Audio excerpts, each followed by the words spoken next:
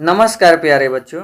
आज आप लोग अध्ययन करेंगे राष्ट्रीय आय एवं योग्यता आधारित परीक्षा का कुछ इम्पॉर्टेंट विज्ञान का एमसीक्यू। इसका कुछ जो है एमसीक्यू पहले बता दिया गया है, तो उसे भी जाकर उस वीडियो को भी देखिए ताकि एग्ज़ाम में अच्छा से अच्छा नंबर आए। तो जिसमें से पहला है इसमें 101 कि डीएनए का प्रमुख कार्य है। तो डीएनए का जो प्रमुख कार्य है वह आनुवांशिक क्रियाओं का संचालन करता है। तो इसमें 101 का ऑप्शन डी सही है। अगला प्रश्न, आरएनए पाया जाता है। तो आरएनए जो है वो कोशिका द्रव में पाया जाता है, यानी द्रव में पाया जाता है। अगला प्रश्न कि आनुवांशिकी का पिता किसे कहा जाता है। तो आनुवांशिकी का पिता मेंडल को कहा जाता है। तो 103 का ऑप्शन सी सही है। अगला प्रश्न, मनुष्यों में गुणसूत्रों की कुल संख्या होती है या है। तो मनुष्य में गुणसूत्रों की कुल संख्या 46 होती है। तो 104 का ये ऑप्शन सही है। अगला प्रश्न, निम्न में से मनुष्यों में होने वाले आनुवांशिक रोग कौन कौन हैं। तो वर्णांधता, हीमोफीलिया, टर्नर सिंड्रोम, ये तीनों आनुवांशिक रोग है। आनुवांशिक रोग का मतलब पीढ़ी दर पीढ़ी ये हर एक संतान में प्रवेश करता रहता है या होता रहता है। जैसे अगर यानी माता पिता में है तो यह उनके संतानों में यह रोग उत्पन्न हो जाता है। तो इस प्रकार ये पीढ़ी दर पीढ़ी बढ़ता रहता है। तो 105 का जो ऑप्शन है वह है डी, यानी उपरोक्त सभी। अगला प्रश्न, लड़का पैदा होगा जब, यानी यक्स और वाई गुणसूत्र होते हैं तो लड़का पैदा होता। अगर यक्स गुणसूत्र हो तो लड़की, लेकिन यक्स वाई गुणसूत्र हो तो लड़का। तो इसलिए 106 का ऑप्शन सी सही है। अगला प्रश्न, हीमोफीलिया ग्रस्त व्यक्ति में। तो हीमोफीलिया ग्रस्त जो व्यक्ति है उसमें रक्त का बहना बंद नहीं होता है। अगला प्रश्न कि जीन का सर्वप्रथम कृत्रिम संश्लेषण किसने किया। तो जीन का सर्वप्रथम कृत्रिम संश्लेषण हरगोविंद खुराना ने किया। फिर अगले प्रश्न की ओर बढ़ते हैं। तो अगला प्रश्न है कि प्राकृतिक चयन के सिद्धांत का प्रतिपादन कौन था, यानी कौन किए थे। तो प्राकृतिक चयन का प्रतिपादन चार्ल्स डार्विन ने किए थे। तो 109 का ऑप्शन ए सही है। अगला प्रश्न, आनुवांशिक संबंधी प्रयोग के लिए मेंडल ने किस पौधे का चुनाव किया। तो मेंडल ने मटर के पौधे का चुनाव किया। तो 110 का ऑप्शन ए सही है। अगला प्रश्न, एक वर्णांध व्यक्ति जो यानी वर्णांधता जिसे बोलते हैं और इंग्लिश में कलर विजन, यह एक रोग है। तो एक वर्णांध व्यक्ति में किस रंग की पहचान नहीं हो पाती है। तो इसमें लाल हरा रंग की पहचान नहीं हो पाती है। तो 111 का ऑप्शन डी सही है। अगला प्रश्न, निम्न में से किस संघ के जंतुओं को जीव द्रव्य के स्तर पर गठित जंतु कहा जाता है। तो इसमें 112 का ऑप्शन ए, यानी प्रोटोजोआ। अगला प्रश्न, एक कोशिकीय जंतु अमीबा एवं युगलिना को किस संघ के अंतर्गत रखा गया है। तो उसे जो है प्रोटोजोआ संघ के अंतर्गत रखा गया है। तो 113 का ऑप्शन डी सही है। अगला प्रश्न, मेढक में श्वसन किस अंग द्वारा होता है।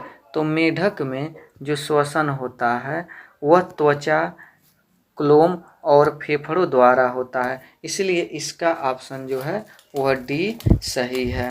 फिर अगले प्रश्न की ओर चलते हैं। तो इसमें अगला प्रश्न है कि निम्न में वास्तविक मछली है। तो इसमें वास्तविक जो मछली होती है उसे हिप्पोकैम्पस है। तो 115 का ऑप्शन सी। अगला, मेढक किस वर्ग का जंतु है।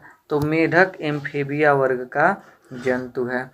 अगला प्रश्न, स्तनियों का हृदय कितने कोष्ठ का होता है। तो स्तनियों या स्तनधारी एक ही हुआ। तो इसमें यह 4 वर्गों में बंटा होता है। जैसे मनुष्यों का होता है, मनुष्य एक स्तनधारी जीव है। तो इसमें जो हृदय है वो 4 भागों में बंटा होता है, यानी 2 निलय और 2 आलिंद, यानी दाया निलय, बाया निलय और दाया आलिंद और बाया आलिंद, यानी 4 भागों में बंटा होता है।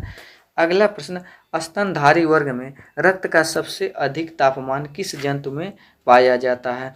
तो वह बकरी में पाया जाता है। तो इसमें 118 का ऑप्शन बी।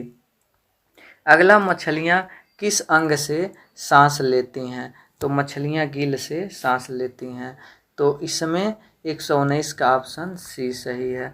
अगला प्रश्न, सबसे बड़ा स्तनधारी है? तो सबसे बड़ा स्तनधारी ब्लू व्हेल मछली है, यह मछली के अंतर्गत आती है। अगला प्रश्न, विश्व का सबसे छोटा पक्षी है? तो विश्व का सबसे छोटा पक्षी हमिंग बर्ड होता है। तो 121 का ऑप्शन सी। अगला, कशेरुक जंतु के शरीर का सर्वाधिक कठोर भाग होता है? तो सर्वाधिक जो कठोर भाग होता है वह होता है इनेमल, यानी दांत की हड्डी जो होती है, दांत को पकड़े रहता है। तो 122 का ऑप्शन ए। अगला प्रश्न, व्हेल में श्वसन किस अंग में होता है? तो व्हेल में श्वसन वो फेफड़े द्वारा होता है। तो इसमें जो है 123 का ऑप्शन वह सी सही है। अगला 124 जो प्रश्न है, आधुनिक मानव को जंतुओं के किस वर्ग में रखा गया है? तो आधुनिक मानव को जंतुओं के प्राइमेट्स में रखा गया है। तो 124 का ऑप्शन जो है वह सी है। फिर अगले प्रश्न की ओर चलते हैं। अगला प्रश्न इसमें है, ऊतकों के अध्ययन संबंधी विज्ञान को कहा जाता है? तो ऊतकों के अध्ययन संबंधी विज्ञान को हिस्टोलॉजी कहा जाता है। तो 125 का ऑप्शन सी सही है। अगला प्रश्न इसमें है, कोशिकाओं के समूह को कहा जाता है? तो कई कोशिका मिलाकर ऊतक बनते हैं, और कई ऊतक मिलकर अंग बनते हैं, और कई अंग मिलकर अंग तंत्र बनते हैं। तो इसमें कई कोशिकाओं के समूह को कह रहा है, तो कई कोशिका मिलकर ऊतक बनते हैं। तो 126 का ऑप्शन ए सही है। फिर अगला प्रश्न है, पुनरुत्पादन यानी पुनरुत्पादन की क्षमता किस प्रकार के ऊतकों में सर्वाधिक होती है? तो इसमें जो है 127 का ऑप्शन डी यानी उपकला। फिर अगले प्रश्न की ओर चलते हैं। तो इसमें शरीर में सभी ऐच्छिक तथा अनैच्छिक क्रियाओं को नियंत्रित करने वाला ऊतक है? तो वह है तंत्रिका ऊतक, यानी 128 का ऑप्शन सी। अगला, रक्त किस प्रकार का ऊतक है? तो जो रक्त है वह संयोजी ऊतक है। तो 129 का ऑप्शन बी सही है। अगला प्रश्न, अरेखित पेशी कहाँ अरेखित पेशी ऊतक कहाँ पाए जाते हैं? तो यह जो है अमाशय में पाए जाते हैं। तो 130 का ऑप्शन बी सही है। फिर अगला प्रश्न है कि निम्न में संयोजी ऊतक के उदाहरण है? तो संयोजी ऊतक के जो उदाहरण, लिम्फ भी आता है, हड्डियां भी, प्रोटीन भी, यानी ये सभी संयोजी ऊतक के अंतर्गत आते हैं। तो इसमें 131 का ऑप्शन डी सही है।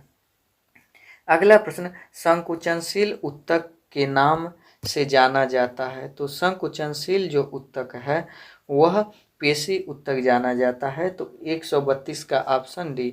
अगला, चेतना ऊतक किस प्रकार के ऊतक को कहते हैं? तो चेतना जो ऊतक है वह तंत्रिका को भी कहते हैं, यानी तंत्रिका को। तो 133 का ऑप्शन बी सही है। अगला प्रश्न, हीमोग्लोबिन पाया जाता है? तो हीमोग्लोबिन जो है वह लाल रक्त कण में पाया जाता है। तो 134 का ऑप्शन बी सही है। अगला प्रश्न, निम्न में से किस ग्रंथि को मास्टर ग्रंथि कहा जाता है?